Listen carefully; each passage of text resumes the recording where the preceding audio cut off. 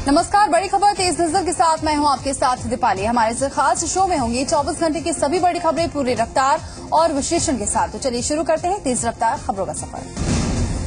मध्य प्रदेश के राज्यपाल राम नरेश यादव के बेटे शैलेश की मौत की गुत्थी अगले हफ्ते तक सुलझ जाएगी।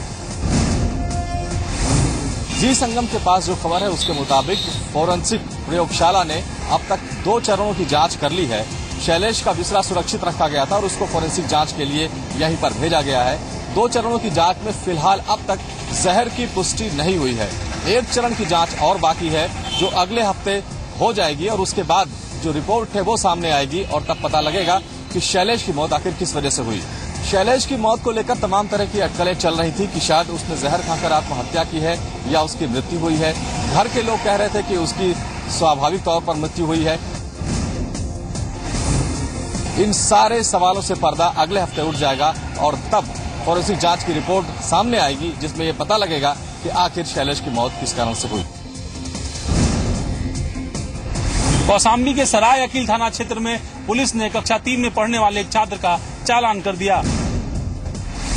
पुलिस के मुताबिक कक्षा 3 में पढ़ने वाला छात्र इलाके में अशांति फैला रहा था, जिसके नाते उसके खिलाफ कार्रवाई की गई। इस पूरे मामले में जो प्रकरण सामने आया उसमें चित्रकेश सिंह और रिंकू सिंह के बीच झगड़ा हुआ। झगड़े के बाद पुलिस ने परिजनों के खिलाफ मुकदमा दर्ज किया। इस पूरे मामले की शिकायत जब एसडीएम तक पहुंची तो एसडीएम ने चौकी इंचार्ज राम मूरत को कारण बताओ नोटिस जारी किया। प्राइमरी में पढ़ते हैं, हमें जेल भेज दिया गया था। छोटा से हमारा 8 साल का बच्चा का चालान कर दें। आगे धमकी दे थे रिंकू शर्मा की एक नान बच्चे जो उनकी आँखी नहीं खुली उनका तो हम जेल कायम दे। संबंधित सब इंस्पेक्टर से स्पष्टीकरण कॉल किया गया है। इसके अलावा सभी संबंधित थाना क्षेत्र जो हमारे तहसील क्षेत्र में आते हैं सभी को पत्र के माध्यम से सूचित कर दिया गया है कि भविष्य में इस तरह का कोई भी चालान रिपोर्ट न आए। दरअसल कानून व्यवस्था को लेकर हमेशा सवालों में रहने वाली उत्तर प्रदेश पुलिस ने तेजी भी दिखाई तो एक कक्षा 3 में पढ़ने वाले छात्र के मामले में अगर यही तेजी वास्तविक अपराधियों को पकड़ने में दिखाई जाती तो शायद उत्तर प्रदेश से अपराध प्रदेश का कलंक मिट पाता। केंद्रीय मानव संसाधन मंत्री स्मृति ईरानी ने चेंजिंग रूम में कैमरा पकड़ा है। स्मृति ईरानी गोवा में छुट्टियां बिताने गई हुई हैं। वो वहां एक कपड़े के शोरूम में गई थी। यहां उन्होंने चेंजिंग रूम में कैमरा पकड़ा है। पुलिस ने केस दर्ज कर लिया है। आपको बता दें कि केंद्रीय शिक्षा मंत्री स्मृति ईरानी गोवा के एक बड़े ब्रांड के शोरूम में गई हुई थी। वहां उन्होंने शोरूम के चेंजिंग रूम में खुफिया कैमरा पकड़ा। इसके बाद स्मृति ईरानी ने इसकी शिकायत बीजेपी के स्थानीय नेता और माइकल लोबो से की। बीजेपी नेता माइकल लोबो ने इसकी शिकायत गोवा पुलिस से की। आपको बता दें कि मामला सामने आने के बाद गोवा पुलिस ने जांच शुरू कर दी।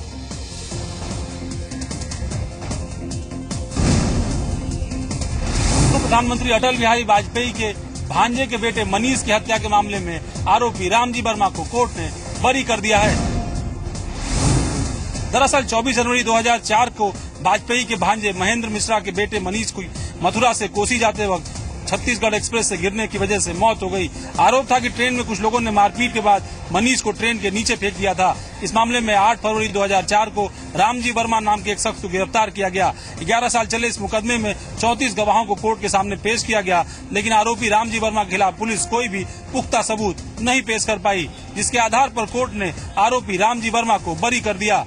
मथुरा के एडीजे कोर्ट ने जज रविंद्र चंद्र दिवाकर ने यह फैसला सुनाया।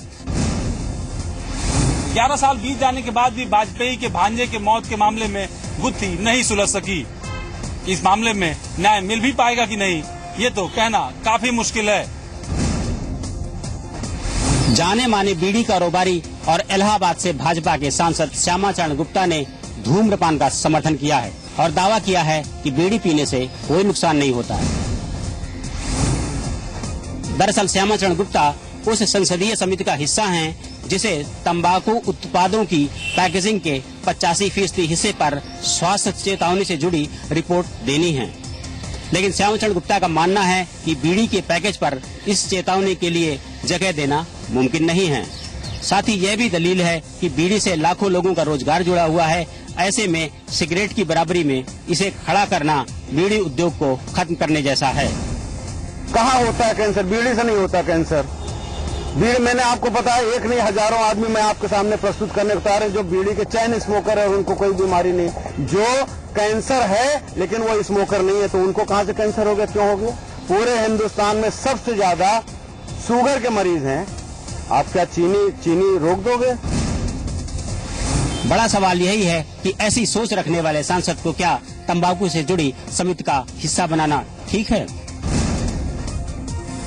कानून व्यवस्था और भ्रष्टाचारों के सवाल से घिरी समाजवादी पार्टी के विधायक अब जनता जनार्दन को खुश करने के लिए नए नए तरीके ढूंढ रहे हैं। यूपी सरकार ने जनता की समस्याओं को निपटारे के लिए सभी मंत्रियों और विधायकों को जनता दरबार लगाने के आदेश जारी किए हैं। इसी के चलते बुलंदशहर के छतारी में पार्टी के विधायक गुड्डू पंडित और मुकेश पंडित ने जनता दरबार लगाया। इस दौरान विधायक जी के सामने लोगों की समस्याओं का अंबार लग गया। दोनों विधायकों को समस्या का कोई हल नहीं सूझ रहा था। इससे पहले कि जनता का गुस्सा उन पर फूटता, मौका देख विधायकों के साथियों ने पैसे बांटने शुरू कर दिए। ये जनता दरबार पुलिस के सीईओ और प्रशासन के एसडीएम की मौजूदगी में लगाया गया था। बीते दिनों लखनऊ में एसपी मुखिया मुलायम सिंह यादव ने जिला अध्यक्षों की बैठक में सभी विधायकों को कार्यशैली सुधारने की हिदायत दी थी। माना जा रहा है कि विधायकों का बदला रुख उसी का नतीजा है। बेंगलुरु में बीजेपी की राष्ट्रीय कार्यकारिणी की बैठक चल रही है। 2 दिन तक चलने वाली इस बैठक में तमाम जुड़े मुद्दों पर, अहम मुद्दों पर चर्चा होगी और साथ ही बैठक की शुरुआत बीजेपी अध्यक्ष अमित शाह, प्रधानमंत्री नरेंद्र मोदी, लाल कृष्ण आडवाणी और राजनाथ सिंह ने की है, जिसके बाद पीएम मोदी ने कार्यकर्ताओं को संबोधित भी किया। इससे पहले बीजेपी अध्यक्ष अमित शाह ने 10 महीने की सरकार के कार्यकाल की जमकर तारीफ की। उन्होंने कहा कि देश की इकोनॉमिक स्तर में लगातार सुधार हो रहा है। अमित शाह ने राहुल गांधी के बहाने कांग्रेस पर भी निशाना साधा। शाह ने कहा कि विपक्ष मोदी सरकार की कमियां न ढूंढे, अगर ढूंढना ही है तो वो अपने नेता को ढूंढे। कार्यकारिणी में बीजेपी शासित राज्यों के सभी मुख्यमंत्री मौजूद थे और बैठक में सभी सीएम को आगे की सीटों पर बिठाया गया। फर्जी आई कार्ड बनाकर आईएएस एकेडमी में ट्रेनिंग लेने वाली रूबी चौधरी का कहना है कि उससे पैसा लेकर उसको वहां पर जगह दी गई। वहीं उसके पति वीरेंद्र ने आरोप लगाया है कि अगर रूबी इस मामले में दोषी है तो वो सारे लोग भी दोषी हैं जिन्होंने उसको वहां रहने की इजाजत दी। रूबी चौधरी के पति वीरेंद्र मलिक से हमारी बात हुई तो वीरेंद्र मलिक का कहना था कि रूबी ने हम सबको गुमराह किया, हमारे परिवार को गुमराह किया है, क्योंकि उसने पहले ये कहा था कि उसका आईएएस में सिलेक्शन हो चुका है और वो वहाँ पे ट्रेनिंग करने के लिए जा रही है। लेकिन अगर गाँव वालों की माने तो रूबी चौधरी और वीरेंद्र मलिक एक दूसरे को बहुत पहले से जानते थे। रूबी चौधरी के घर वाले वीरेंद्र को लेकर रूबी का सपोर्ट नहीं करते थे तो वीरेंद्र मलिक ही रूबी चौधरी का खर्च उठाता था। यहाँ तक कि शादी में भी सारे खर्च वीरेंद्र मलिक ने ही किए थे। ये दोनों एक दूसरे को पढ़ाई के समय से ही जानते थे। आज भले ही वीरेंद्र मलिक इस बात से इनकार कर रहा हो कि वो रूबी चौधरी के इस मामले में शामिल नहीं है, लेकिन ये तो सच है कि वीरेंद्र मलिक रूबी चौधरी को बहुत पहले से जानता था। आखिर किसके माध्यम से रूबी वहाँ गई और कैसे 6 महीने तक रूबी वहाँ रही, इस मामले की जांच करके वहाँ सबको पनिश करने की जरूरत है।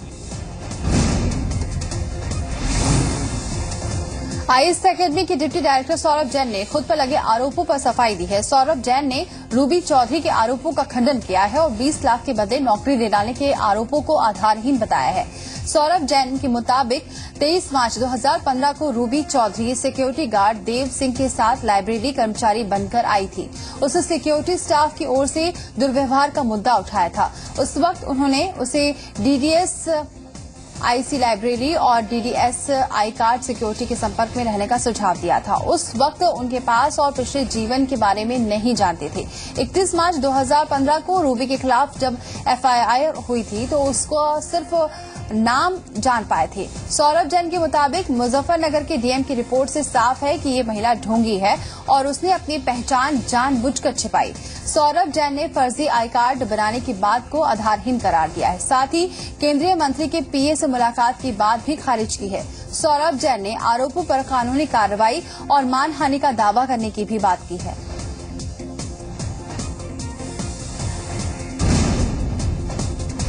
रूबी चौधरी प्रकरण में एसआईटी की टीम का गठन हो चुका है। मसूरी पहुंचकर लाल बहादुर शास्त्री एकेडमी में कई सीनियर अधिकारियों और वहां के सिक्योरिटी इंचार्ज सहित आईटीबीपी के जो सिक्योरिटी इंचार्ज हैं उनसे भी पूछताछ की गई। पिछले कई घंटों से एसआईटी की टीम अपनी जांच कर रही है, जिसमें देव सिंह की जो पूरी फैमिली है उनसे पूछताछ की गई, जो उसकी पत्नी है उससे भी पूछताछ की गई। सीनियर जो अधिकारी हैं उनसे भी पूछताछ की गई। सिक्योरिटी इंचार्ज प्रेम से भी पूछताछ की गई है। साजा अंसारी जो इस टीम की मुखिया है, वो पूरी टीम के साथ SIT की जो टीम है उसके साथ LBS के अंदर मौजूद है, अभी भी मौजूद है, और कब तक वो वहां पर रहते हैं ये देखने वाली बात होगी। अब देखने वाली बात होगी कि SIT की टीम की जांच में क्या निकल करके सामने आता है। कानपुर नगर निगम के लापरवाह रवैये के चलते कर्नलगंज थाना क्षेत्र में एक 5 मंजिला इमारत धंस गई, जिसके बाद वहां अफरा तफरी मच गई। घटना की सूचना मिलते ही मौके पर पहुंची फायर ब्रिगेड की टीम ने आनन फानन में आसपास की इमारतों को खाली कराया।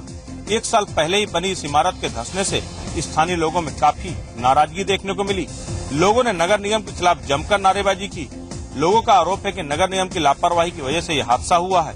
दरअसल कुछ दिन पहले ही यहाँ सीवर लाइन का काम चल रहा था, जिसको लेकर गहरी खुदाई की गई थी, लेकिन निगम ने गहरे गड्ढों को समय रहते नहीं भरा, जिसके चलते इन गड्ढों में पानी भर गया और इसी वजह से बिल्डिंग की नींव धंस गई। सारे मकान अगल बगल के खाली करा दिए गए, कोई कैजुअलिटी, कोई दुर्घटना नहीं हुई है। पब्लिक को हटा दिया गया है क्योंकि कभी भी अकस्मात ये गिर सकती है। हालांकि नगर निगम के अधिकारियों ने मौके पर पहुंचकर हंगामा कर रहे लोगों को किसी तरह से शांत करा दिया, लेकिन सवाल ये है कि अगर नगर निगम ने समय रहते इन गड्ढों को भर दिया गया होता तो शायद ये इमारत नहीं धंसती।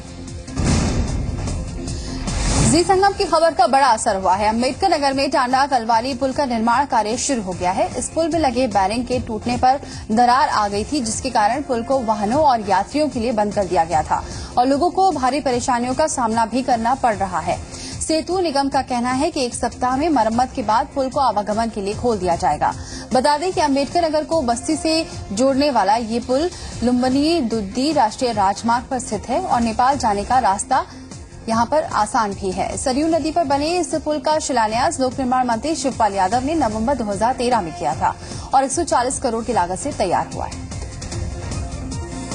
दोनों स्पैन जो है उधर पे उठा के रख दिए गए हैं और बेरिंग जो पुरानी थी वो निकाल दी गई है और इसमें जो स्लाइड शिफ्ट हुआ है एक्सटेंशन गैप को इक्वली करने के बाद बेरिंग चेंज कर दी जाएगी। इसमें लगभग 2-3 दिन लगेंगे। तो जैसा कहा था 1 सप्ताह के अंदर इसको अपनी पोजीशन मिला दिया जाएगा, वही उसी टारगेट पे है।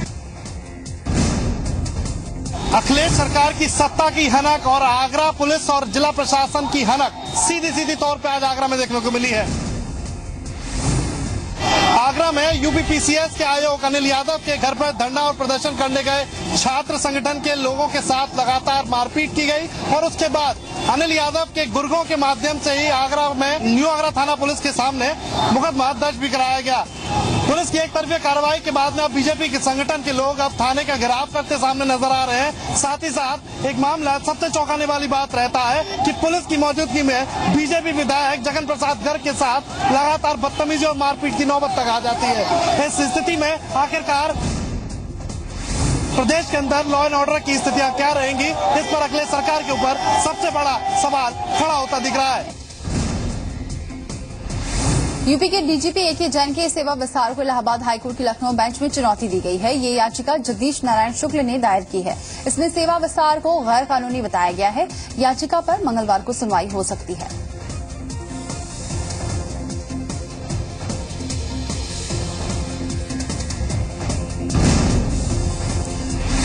आपको बता दें कि यूपी के पुलिस महानिदेशक अरविंद कुमार जैन ने सेवा विस्तार में 3 दशक का इतिहास रचा है। केंद्र सरकार ने उन्हें 3 महीने का सेवा विस्तार दिया है। अब उनका कार्यकाल 30 जून तक होगा।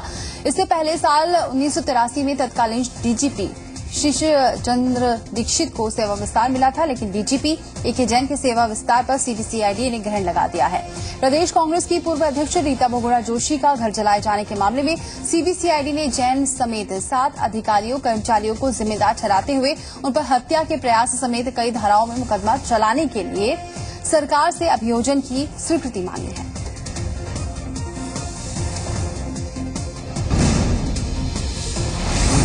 वाराणसी में शंकराचार्य स्वरूपानंद सरस्वती के अभिनंदन समारोह में मंच टूट गया। इसमें कुछ लोगों को हल्की चोटें भी आई हैं। दरअसल वाराणसी के शंकराचार्य घाट पर 3 दिनों से शंकराचार्य स्वरूपानंद सरस्वती के अभिनंदन को लेकर एक समारोह चल रहा है। इस घाट पर जगह कम होने की वजह से गंगा में ही लकड़ी के सहारे मंच बनाया गया था, लेकिन लोगों की संख्या बढ़ने की वजह से मंच अचानक टूट गया। इस मंच पर शंकराचार्य स्वरूपानंद सरस्वती भी मौजूद थे। इस हादसे के तुरंत बाद शंकराचार्य और मंच पर मौजूद कुछ लोगों को नाव के सहारे वहां से निकाला गया। अगर समय रहते नाव के सहारे लोगों को वहां से नहीं हटाया जाता तो कोई बड़ा हादसा हो सकता था। रामकथा को अब रोजगार से जोड़ने की तैयारी की जा रही है। अयोध्या शोध संस्थान रामकथा को लेकर एक प्रोफेशनल डिप्लोमा कोर्स चलाना चाहता है। अभी तक जितने भी बड़े रामकथा वाचक हैं, जिनके सम्मेलनों में भारी भीड़ जुटती है, वो उनका अपना अध्ययन और अपना तंदाज होता है, अपना तरीका होता है, लेकिन उन्हें किसी तरह की सरकारी डिग्री या डिप्लोमा नहीं मिला है। अयोध्या शोध संस्थान ने एक प्रोफेशनल कोर्स तैयार किया है, जिसमें रामकथा वाचक तैयार किए जाएंगे। बड़े बड़े जो रामकथा वाचक हैं वो अभ्यर्थियों को प्रशिक्षण देंगे, उन्हें ट्रेनिंग देंगे, उन्हें रामकथा के तरीके बताएंगे और फिर उसके बाद उन्हें 6 महीने का कोर्स करने के बाद एक डिप्लोमा दिया जाएगा, जिससे वे अपने लिए रोजगार भी तलाश कर सकते हैं। अयोध्या से जो रामकथा निकलेगी उसका एक भावनात्मक महत्व होता है। उसी को हम चाहते हैं कि उसका एक सांस्कृतिक, एक एकेडमिक, उसका अगर बेस बने तो और अच्छा और ऊपर जा सकता है। अनंत संभावनाएं हैं इसमें। ये डिप्लोमा कोर्स हिंदी, संस्कृत और अंग्रेजी के अलावा तमाम भारतीय भाषाओं में भी चलाए जाने की तैयारी है, ताकि कोई भी व्यक्ति रामकथा वाचक का डिप्लोमा लेकर भारत के किसी भी हिस्से में, यहाँ तक कि विदेश में भी अपने लिए रोजगार तलाश कर सकता है। यमुना एक्सप्रेसवे से आगरा जाने के लिए अब राहगीरों को अपनी जेब ज्यादा ढीली करनी पड़ेगी, क्योंकि टोल दरों में 10 रुपए से लेकर 30 रुपए तक का इजाफा कर दिया गया है। पिछले 3 महीने में दूसरी बार टोल की दरों में बढ़ोतरी की गई है। जेपी इंफ्राटेक ने 2 व्हीलर और 3 व्हीलर का टोल टैक्स 165 से बढ़ाकर 175 रुपए कर दिया है, जबकि कार और जीप के लिए टोल 330 रुपए से बढ़ाकर 360 रुपए हो गया है। हल्के व्यवसायिक वाहनों के लिए टोल 550 से बढ़ाकर 565 रुपए कर दिया गया है। बस, ट्रक और अन्य भारी वाहनों के लिए टोल टैक्स में कोई बदलाव नहीं किया गया है। टोल की दर बढ़ने से यमुना एक्सप्रेसवे होकर आगरा जाने वाले राहगीरों की मुश्किल बढ़ी है। इतना ही नहीं, ताज नगरी की यात्रा भी मांगी हुई है, तो वहीं उन राहगीरों की मुश्किल बढ़ गई है जो प्राइवेट परिवहन से यात्रा करते हैं। आगामी 8 अप्रैल को होने वाले मुद्रा बैंक समारोह में कानपुर के भी 10 व्यापारी शामिल होंगे। उन्हें न्योता मिलने के बाद से वे फूले नहीं समा रहे हैं।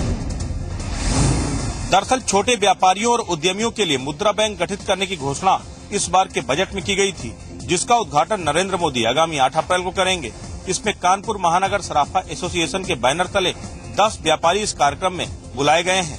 ये एसोसिएशन पहले भी एक्शन कमेटी में शामिल रही थी। समारोह में बुलाए जाने की सूचना मिलने पर सभी व्यापारियों ने इसकी तैयारियां शुरू कर दी हैं। व्यापारियों का कहना है कि छोटे व्यापारियों के लिए मुद्रा बैंक वरदान साबित होगा।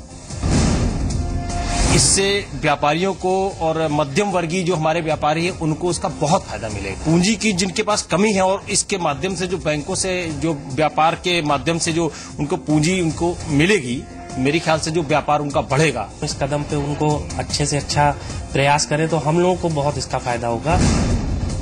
इस उद्घाटन समारोह में शामिल होने जा रहे व्यापारी प्रधानमंत्री से मिलने के लिए बेहद ही उत्सुक हैं। वाराणसी में मिशन प्रभु घाट की कामयाबी पर प्रधानमंत्री नरेंद्र मोदी ने नागालैंड की तेमसितुला को बधाई दी है।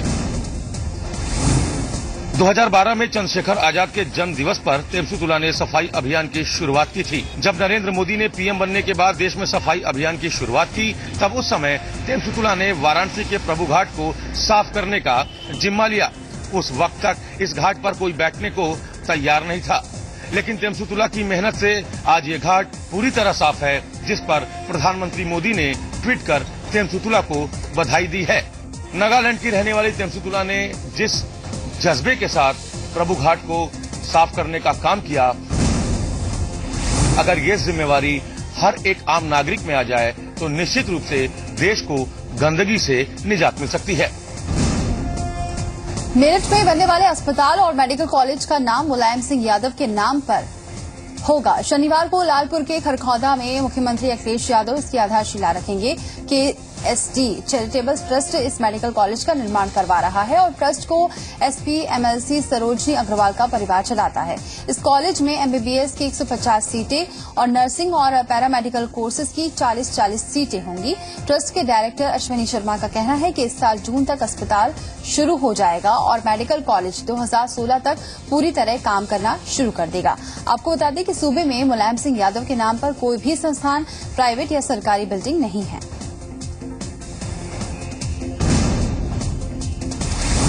भारतीय क्रिकेटर सुरेश रैना शादी के बंधन में बंधने जा रहे हैं। बचपन की दोस्त प्रियंका के साथ रैना 7 फेरे लेंगे।